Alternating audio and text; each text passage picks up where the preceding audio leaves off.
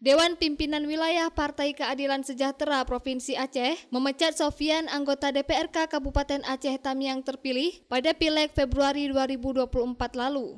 Sofian diciduk oleh pihak kepolisian di kawasan Mayak Payet Aceh Tamiang pada Sabtu 25 Mei 2024 saat sedang berbelanja pakaian di salah satu toko distro. Sofian telah menjadi buronan selama 3 pekan sebelum akhirnya dibekuk polisi atas kepemilikan sabu seberat 70 kg. Ketua Umum DPW PKS Aceh, Makia Ruddin Yusuf mengatakan tidak akan melakukan pembelaan apapun terhadap kader yang melanggar hukum. Kita menyerahkan sepenuhnya kepada aparat penegak hukum dan kita sangat menghormati proses hukum.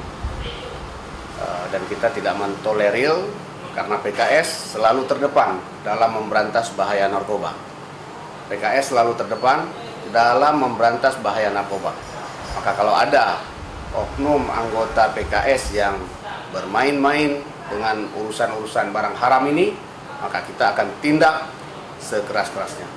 Sudah dilakukan pemecatan terhadap yang bersangkutan. Ya, tentu akan digantikan oleh caleg dengan suara terbanyak kedua yang ada di bawah. Sementara itu, Ketua KIP Aceh Saiful dijumpai usai acara peluncuran pemilihan gubernur dan wakil gubernur Aceh 2024 mengatakan caleg terpilih dari PKS Aceh Tamiang tidak digugurkan atau masih berstatus sebagai caleg terpilih DPRK Aceh Tamiang. Kami statusnya masih caleg terpilih karena sesuai dengan ketentuan Undang-Undang Nomor 7 Pasal 46 menyebutkan bahwa pergantian caleg terpilih itu ada 4 kondisi.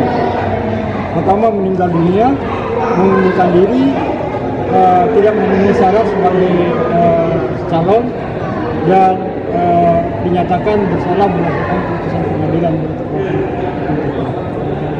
Artinya, ya kalau mereka dinyatakan oleh partainya diberhentikan, otomatis dia sudah tidak memenuhi syarat. Nah, untuk prosesnya ya kita menunggu pengusulan dari partai yang bersangkutan. Dari Banda Aceh, Lala Nurmala melaporkan untuk Puja TV Aceh.